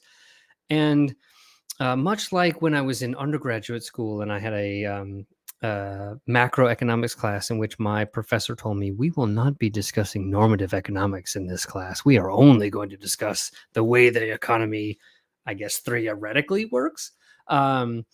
So too did in my business administration class. We did not talk about alternative, non-standard forms of business organization. And business organization is inherently tied to economic, in terms of like you have to have a certain kind of business to get a certain kind of investment. And when you get into these nitty gritty aspects, most people who are kind of cooperative people, you have a kind of eyes glaze over aspect where it's like, well, I just wanted to create an organization that did something cool that was, cooperative. I don't want to look at like, different funding options and all this kind of stuff. And I do get that. I think it is in some ways intentionally opaque, so that it demands this kind of professionalization of starting businesses, which I think should not be the case. And if it wasn't the case, you'd probably have more democratically owned and controlled businesses. So I think ultimately, that's a very long way of answering. The question is really the show me the money and show me the LLC document and where to file that and how to do our taxes and all these kind of things. That tends to be a kind of roadblock.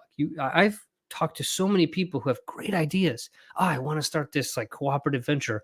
Who do I talk to and how do I do this? And the nice thing about being involved in the All Things Co-op podcast and other things is that we've got the employee ownership connection network and other things that we can tend to like point people in the right direction. But it is, if you went to any business school in I think the world, and you said outside of, let's say, maybe the Basque region in Spain or Emilia Romagna in Italy, there's not going to be a cooperative course. There's not going to be a course in terms of talking about cooperative bylaws and democratic management of businesses and non-extractive funding mechanisms and all these kinds of things that are really important to be able to abide by the kind of Rochdale principle basis of cooperative engagement. And so people just don't know where to go. And the cool thing is for me, having made all these connections, is that those groups are there. The issue is not so much that the money isn't there or that the people with the know-how aren't available. It's that there are not the kind of direct connections that there are. If you wanted to start a business, you just go talk to some consultant and they're everywhere. But if you wanted to start a co-op, you got to find some co-op consultant. And how do you find them? And, the nice thing is that as this progresses, I think as we, come out of the kind of haziness of the Cold War and into this sort of Fukuyama end of history moment, which has not sort of been that, the alternative is not a lot of people who are against the sort of extractive and exploitative nature of capitalist businesses. They're not really looking, I think, in some ways, to the state to do those kinds of things. They are really looking at cooperatives to do that. And as that has kind of grown, the number of people who have this expertise, the number of people who are willing to connect and provide capital and do all these kind of things has really grown. And so this barrier, while still a barrier, decreases day after day after day. And I would, I don't have a crystal ball, but, throughout the course of my life, I'm nearing 40. I can imagine by the time I'm nearing 60, these barriers are going to be, not inconsequential, but less consequential, I might say. That's exciting, and that's also promising. My follow-up to that actually is Nick. Last week we had Nikki. I'm not gonna be able to pronounce her last name properly. Clark. Cook. Thank you for the save. And we were talking about like the best startup. Like if you were me, I'm going to start a co-op business. I'm going to start a bakery. How many co-op bakeries already exist to the point where, okay, it's been done? Is it still that, no, a bakery is your best starting spot because flour, sugar, milk, well, maybe not milk anymore, but flour and sugar are your staple. Those commodities don't really fluctuate in prices. So you can kind of forecast your 5-year plan based on, I'm going to need like 17,000 tons of flour to make macaroons. I don't bake. I don't know if you put flour in macaroons. But at some point, where do you grow from the bakery and say, okay, the bakery's been done. This is what a good startup co-op business, not necessarily guaranteed. Nothing is guaranteed, but what's the good kick at the can? I think to answer that, there's two interesting developments in the cooperative movement, I'd say, in the last 10 years that are worth note. One is the union co-op Mm. idea, which is that you actually have a union and a co-op together. So you might simultaneously start a co-op and have the worker owners of that co-op be part of a union, such that you can then take the benefits that the long history of union organizing and activity can provide, the information and perspective about workers' rights and worker organization, all that kind of stuff, to ensure that the business maintains a worker perspective. And then the other one is the idea of having a kind of, it's really like an ecosystem approach. The idea being that what you want to do is set an anchor institution. So something like, outside of, so like a bakery, all while important, provides a kind of service. What you want is either an industrial or service industry that is fundamental to even the smallest of a kind of community. So in this sense, you're talking about a hospital, like a grocery, something that provides very fundamental services and or products to a community. If you can cooperatize that institution or develop an alternative to a sort of failure or something like that, if you recognize a failure, there are, unfortunately, especially in smaller communities, a kind of failure of medical facilities and something like that. If you can re-energize or reorient or even just challenge those with a cooperative institution, then all of the different kind of services around it, right? So if you have something like a hospital, laundry services, transportation services, all those different things can actually spur their own cooperatives. So then outside of one individual anchor institution, one kind of centralized cooperative organization, you get many different cooperative organizations. So you're able to hit different demographics, different parts of the community, but still with that cooperative perspective. And so, especially combined with the idea of a sort of right to work. I mean, we remember the example that we kind of focused on was in DC. There was this big hospital, I think it was called Providence Hospital, and it closed. Like a hospital closed. And for us, that was like, people, especially in the US, people like are in desperate need of healthcare. How can a hospital close? And especially the hospitals are like multi-billion-dollar enterprises. How could it possibly close? And lots of different. I mean, DC was it's its own kind of animal. But if you had a system in place, so in Washington DC, they have this tenant option to purchase act, which is that if you're a tenant in an apartment building and the owner of the apartment building decides to sell, you have this period of time in which you can organize together with all of your tenants and get government-backed funding to buy the building and turn it into a cooperative.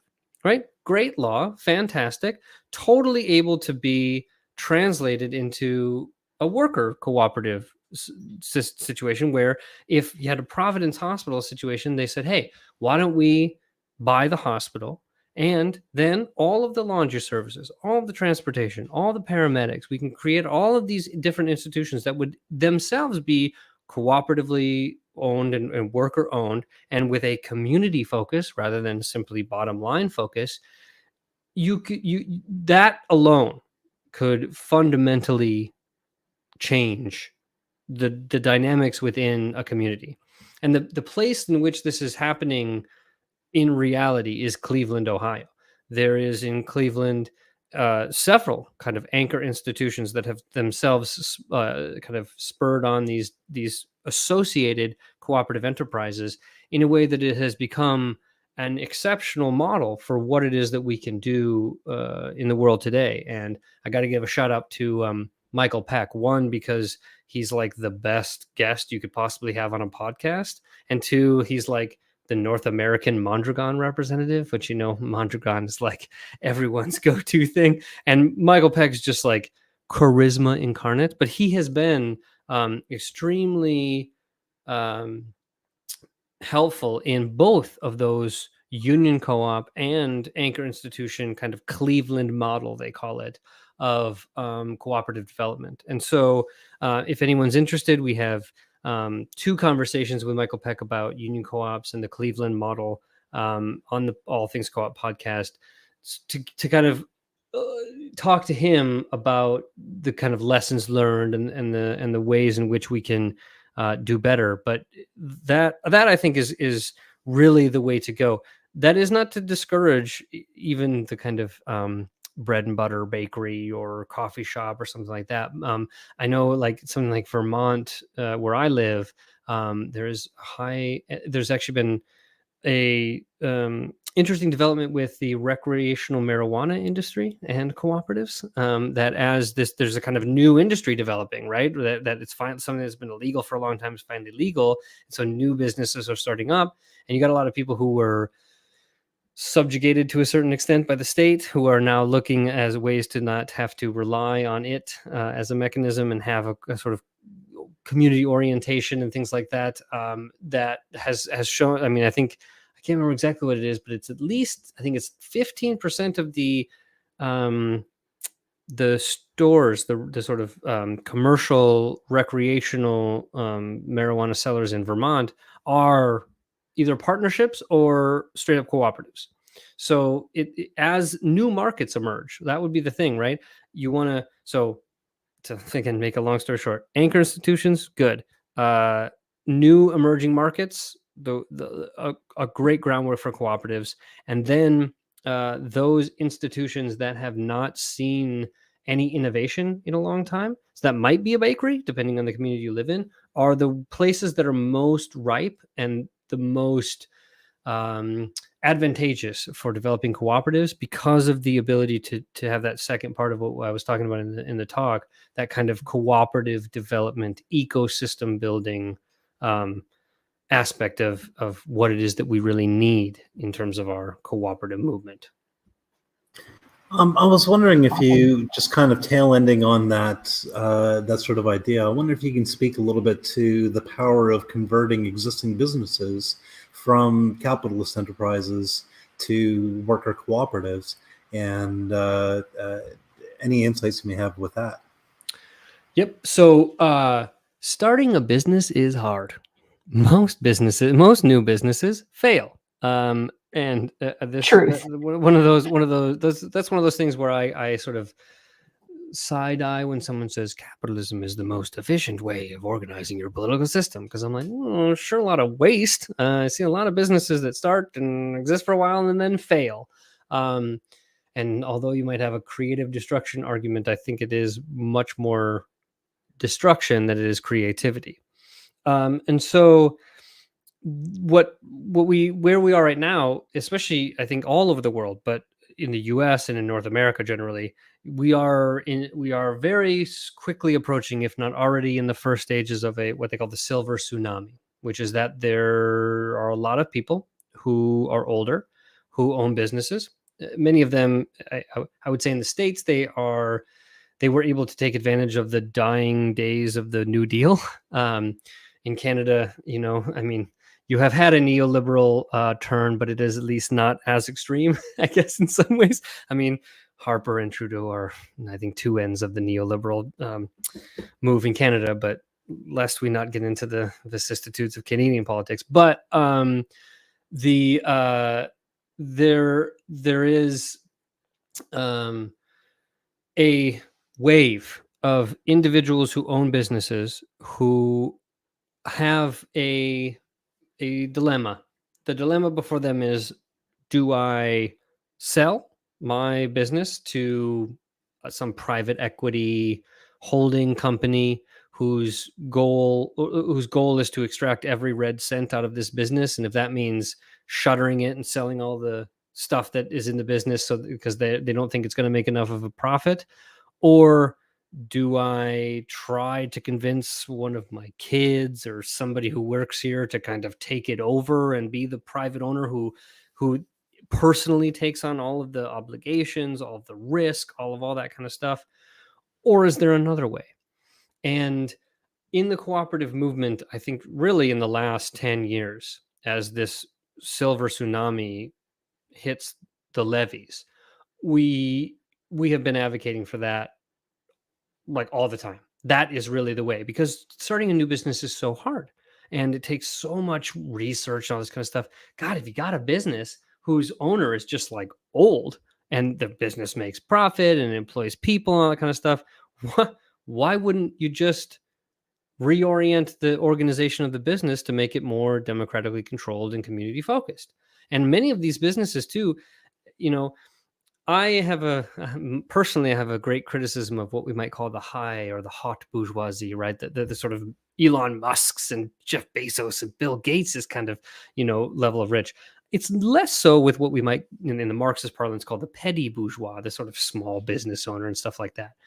In some ways, those businesses can be the most nefarious in their exploitation of workers, but they're the most ripe for worker takeover. It's much harder for the workers of Amazon to like take over Amazon, a publicly traded organization, than it is for like, Joe's Bar to take over like that bar and to be able to reorient the bar from just a place that, gets people drunk to a place that might facilitate political discussions, because it has that kind of reorientation from simply benefiting an individual to creating a community space. So I think this moment that we live in right now is able to present us with the possibility of, so long, and this is where the political aspect comes in, we do need a means of doing it. It's very hard for, especially in small business environments, for an individual worker or even a couple of workers to say to their owner boss, hey, I think you're getting kind of old and like maybe you should sell it to us. And then comes into things like, where do we get the money and all and those kind of stuff.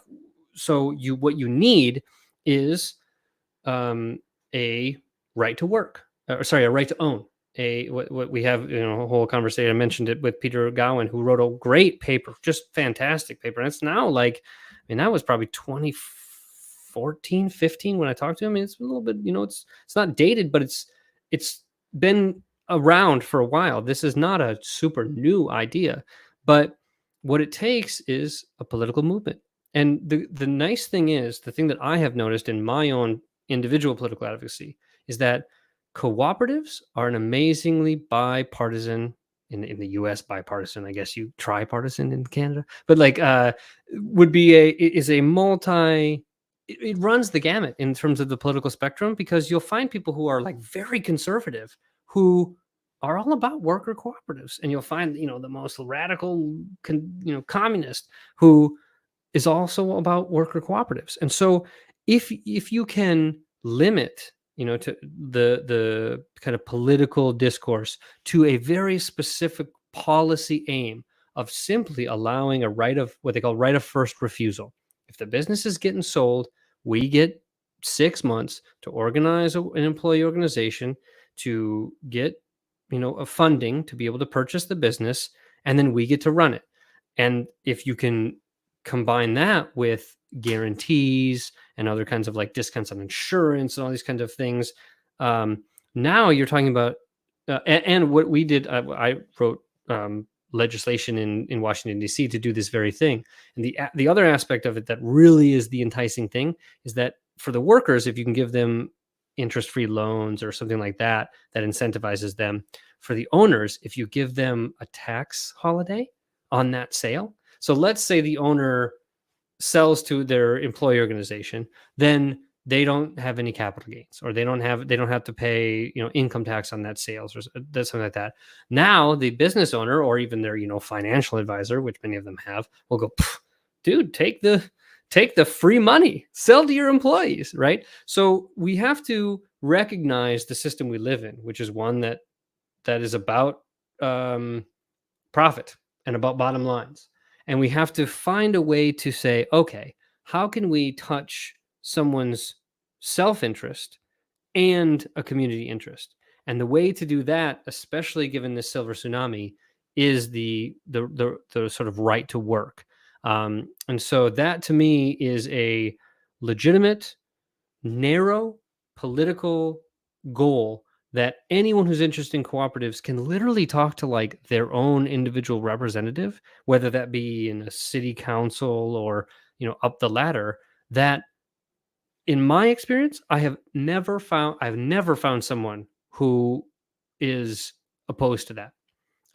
Now, I haven't gone to the Chamber of Commerce and some of these more like, traditional capitalist organizations, but when you talk to politicians, sounds like a win-win for everybody. Why wouldn't I do that? And so I think that that is really this nugget of high potential as we see, because otherwise these businesses are just going to fade. And I live in a small town right now in Vermont, and there's been some growth, but many of that growth, like I was saying, is actually cooperative. There's a new cannabis store that's a cooperative. So there's a potential that either we're going to allow parts of our economy to just wither away, which is sort of happened in the age of globalization, or we're going to see cooperative development through the right of first refusal and taking over businesses, traditionally owned businesses, into worker cooperatives as the real engine of cooperative development. And if any of those can be those anchor institutions, like I talked about, now you're talking about spinning off those other ones. We're creating cooperative economies. We can grow that cooperative economy to be a legitimate challenge in which consumers can literally say, do I want to buy from, Walmart, or do I want to go to the, locally owned, community focused worker cooperative and buy the same stuff, hopefully at similar prices, maybe a small markup with the cooperative, knowing that voting with my dollars in that way. So it's all to say there's a way of, like, in some ways, co-opting a lot of sort of traditional, even sort of capitalist or even conservative ideas about voting with your dollars and reorienting the government to, instead of giving tax breaks and incentives to regular business owners, give it to workers, give it to cooperatives, give it to people who want to create a different kind of business that isn't there simply to suck every last dollar out of everything they could possibly see or touch, and instead orient themselves towards re-energizing their communities and creating a mechanism for long-term, deep, and important social engagement. I think we just have one possible question from the floor, and then I think we'll be done.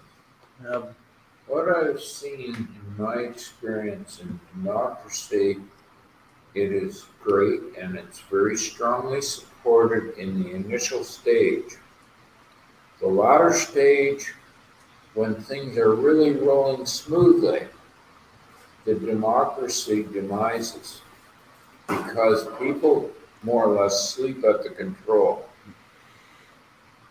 So when the meeting is held, the democratic meeting is held, the bodies don't show up.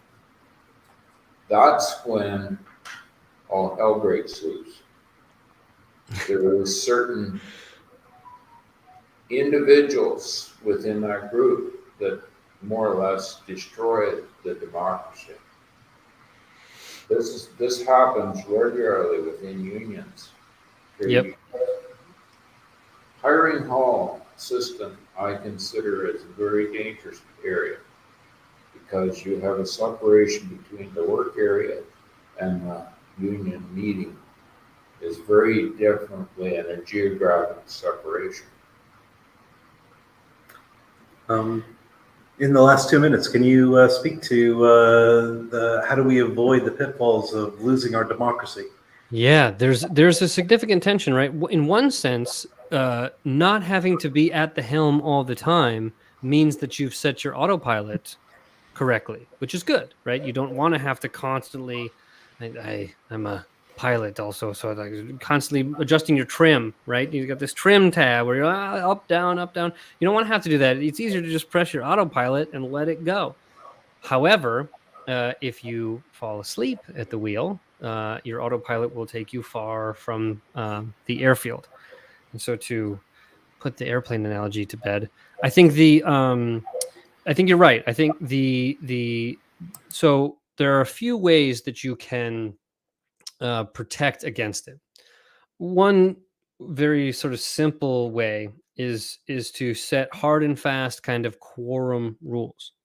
in which that if democratic participation diminishes, decisions literally can't happen, and people will notice, and in some ways be kind of compelled to participate. Though obviously my desire ultimately would be to incentivize people to participate rather than to compel them. My goal is to make people want to participate rather than feel that they must in order for the business to survive. But I'm not, sometimes you need a carrot, sometimes you need a stick. But the ultimately, I think that the other aspect is to protect against what I would call bourgeois republicanism, which is to offset decision making to smaller and smaller groups, even especially as you grow. There is this tendency that as you grow, you must do that kind of thing. That it cannot have large groups, large, sort of conversations or large voting blocks or something like that. I don't actually believe that that's the case. I think that has been a great argument for those who want to seek individual power to usurp it. So, nice. So I don't want to take the position that that I think democracy, the democratic control of things, is one in which you have to, the people who are engaged have to actually see that it matters. And we exist in a society that we are constantly reminded that our democratic participation, when it is asked for, which tends to be, every couple years, to just like yay or nay a group of people who don't really care about you, that decreases your incentive to genuinely participate. However, if you had a system that was responsive, that actually took your input into account, and that you felt genuinely a part of that decision-making process, that is in itself a kind of incentive process to continue engaged, to be engaged in. So there has to be a conscious implementation of a sort of feedback mechanism between those who make the decisions in less democratic ways and those and the people for whom those decisions affect. That being said, I think the general principle that I always come with is that if you are affected by a decision, you have the right to participate. If you want to participate, then you can. It's free and open. And if you don't participate, then you acquiesce to whatever decision is made. My idea would be that if less and less people participate in a system that allowed genuine and honest engagement by anybody who wanted to, that means that people are genuinely accepting the decisions that those people are making. They always have an entrance back into that system. And so, because that system is an honest and genuine engagement, unlike the one we live in now, it would hopefully forestall the tendency for democracies to erode into oligarchies, aristocracies, and ultimately dictatorships. Mm-hmm. Well, I think we're at 9 o'clock, so I just want to say thank you very much for your time, Kevin, and for everybody who came out here tonight. I appreciate the time that you've given. I appreciate you guys, and the best of luck to you. So before we bounce, let everybody know where we can find you. Where can we find your podcast? Is it on the Spotify's? Is it on the YouTubes? It's on the YouTubes, the Spotify's, the Apples, the Googles, anywhere you can find your favorite go-to podcast. We should be there. You can go directly to us, democracyatwork.info/ATC, if you want to go right to the source, though you might want to take the meandering route to democracyatwork.info because there's lots of good stuff there. Nice. I would say that the All Things Co-op part of it, the Democracy at Work website has a new co-op section, which has all kinds of information about Amelia Romana and Mondragon, the right to work stuff that I was talking about, different places that you can connect, all of our episodes, all that kind of stuff. It's all right there at the democracyatwork.info. Well worth a kind of resource check on that. You can again find us on all the socials. I even think we got like clips and stuff on Instagram if that's what you're into, though I'm not as big into social media as I maybe once was, But and then maybe I'll give a shameless self-promotion for even me too. I do also host another podcast called the Sensible Socialist Podcast, which is we do talk about cooperatives, not an insignificant amount, but also other issues kind of involving Marxist, socialist, leftist kind of stuff. So you can check that out. Again, same kind of stuff all over social media and all that kind of stuff. But primarily check out Democracy at Work. Also Richard Wolf's stuff. It's all worth looking at. And you can email us. You can all things co-op podcast@gmail.com. Very simple. Happy to hear what anyone has to say. Any ideas, guests, desires to be guests, anything like that, reach out to us. We're more than happy to talk to you. That's awesome. Amazing. And yes, thank you again for taking the time tonight and for all of the information. I know I learned so much this last 4 weeks. I feel like 100% like you did when you first started your first season. I did not know what I didn't know. Right. Yeah. That's the way to live a truly examined life, and Socrates would be proud. Well, thank you once again for everybody who came out. Like and subscribe if you haven't done so already. Check out the All Things Co-op podcast at Democracy at Work. And thank you everybody for coming out. We'll have to do this again sometime. Awesome. Look forward to it. Thank you. Bye. Next week. Maybe.